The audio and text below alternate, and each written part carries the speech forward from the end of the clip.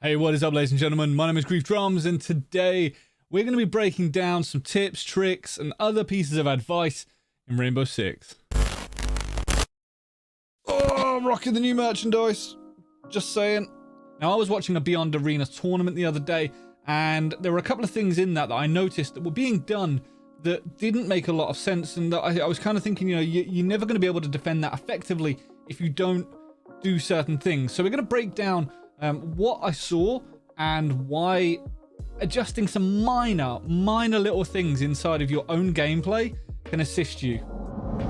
So here we are over on House. This is probably the last time I'm going to be making a video on House as it currently is, which is kind of upsetting if you stop and think about it. It's about to be replaced.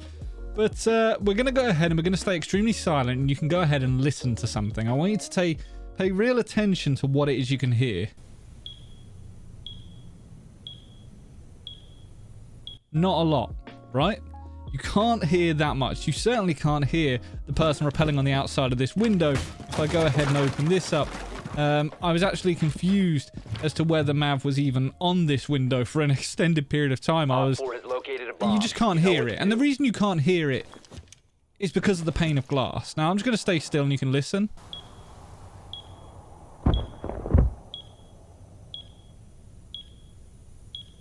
So with that layer of glass in the way, coupled with the barricade as well, it makes it extremely difficult to know that there is someone outside of this window because of the way that the sound works in the game. Mav can move around on the outside of this window as much as he wants to, and realistically, even with the barricade wide open, I would have absolutely no idea he was there. However, if we go ahead and actually break the glass,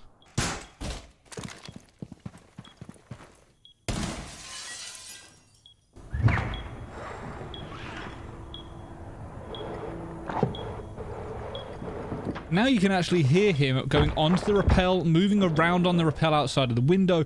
It makes it extremely clear to know that someone is out there. Now, obviously, the way this is currently set up, I've broken the glass on the other side of the window, but the barricade is still in place, so that person cannot see in. They don't know what's going on. They don't know what's going on inside of the room, and they can't get a quick peek. If I go ahead and open it up even more, you'll notice that the sound increases tenfold. You can hear the movement even more clearly. So it's almost like there's three layers of sound. There's the barricade closed with the glass intact is almost, deaf. You can't hear anything. The barricade closed with the glass broken, you can hear quite clearly. And then with both the glass and the barricade open, you can hear it clear as day. And you can also see and get spotted. So each level has its, positives and its negatives. But you will notice that at the beginning of most Pro League games, the pros actually go around and break the glass. And the reason for that is to be able to hear what is going on.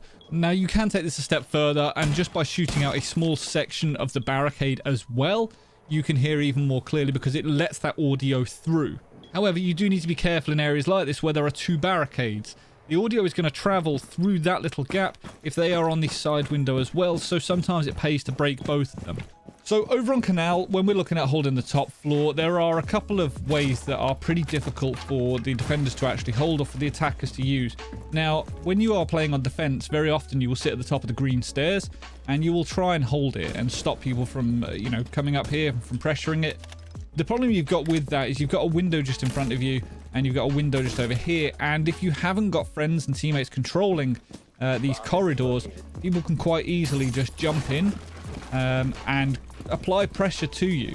Alternatively, grenades can come in and all that kind of stuff from this sort of an area, and people can try and just hold you in that corner, and you can get pinched out by people. Grenades floating up the stairs or anything like that, it can be pretty difficult. And if you're not actively holding this, it's just a bit of an area of the map that you've got nowhere to go unless you open up a rotate. Now, very often, if you open up a rotate, you're going to get shot from the other roof just over there. So one of the interesting ways to hold this area of the map is all of this is going to be reinforced normally. You got one on there, one on there, one on here, and one on here. That's reinforced. You turn it into a box essentially. But by opening this section of the floor just here, you will go ahead and notice that this wall just below in the kitchen area is actually soft. Now, if you've got a teammate with a shotgun, you can actually go ahead and open all of this up as well. And as you'll see, there's the line of sight that we were just looking at. And obviously, in reality, you're not going to open a huge, great hole like this. You could do. It's probably, it's not going to be awful, but you can go ahead and open that up. And you can actually hold the bottom of the green stairs. You can see that's the doorway there. You're going to see people's knees. You're going to see them from probably the waist down. And you can pretty much just stop anyone from coming over there. If you've got some barbed wire, as and when they come in or they start pushing from the museum side, you can go ahead and control it. And you don't have to be holding this angle the whole time. It could just be that early warning notification that someone is coming to the top of green. And as and when you see them, you can then prepare accordingly. Put a nitro over the top out of the doorway. You don't even need to expose yourself. You're in a pretty good, safe and solid spot.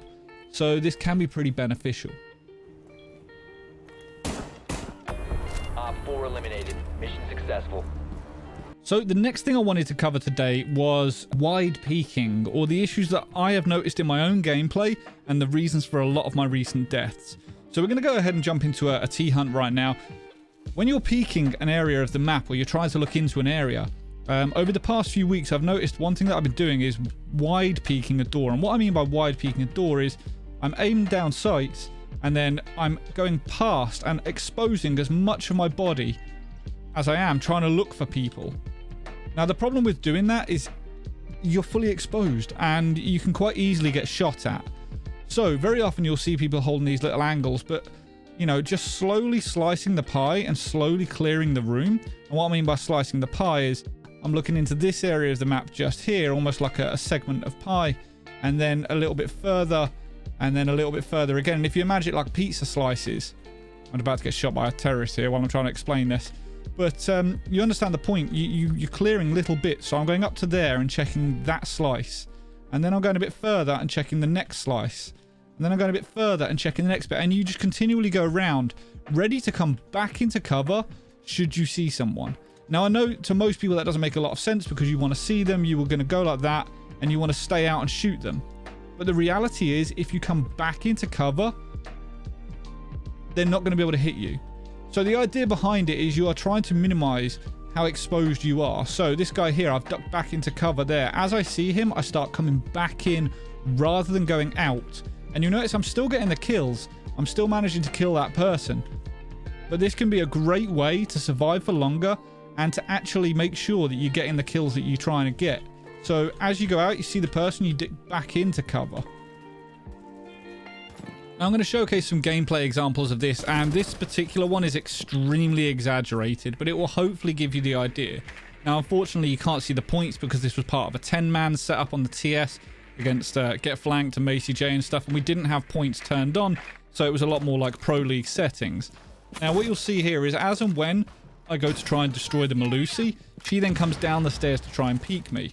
As soon as I realise that that is the case and, you know, she's got a line of sight onto me, I dip back into cover. Now, you'd be forgiven for thinking at this point that I missed her completely, but she's actually been downed, and you'll see that here on the drone. I've managed to down that Melusi. Not only did I manage to down that operator, I also got away with my life and minimal amount of damage done to me. So as and when I go out, I see people, I start dipping back into cover. Now, obviously, it's very difficult to do with the Melusi still in place. And as you will have seen when I went to go and get rid of it, I got peeked. But all of these kills are exactly that. As I'm seeing someone, I'm going back into cover. Now, this kind of thing to assess in your own gameplay is extremely difficult to do if you've not got the ability to record. But trust me, if you go away and start thinking about doing this, when you see someone, start shooting as you move back into next to the wall. I guarantee you right now, you will survive for longer. You will get more kills from it if you just quickly peek out and then push back into the cover. Just try it, please, and let me know how you get on.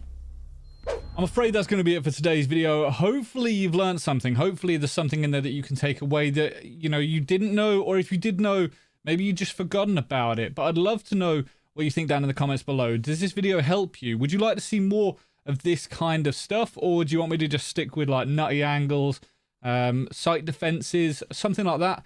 Or potentially maybe even looking at individual operators. Castle, do you want to know how to play Castle?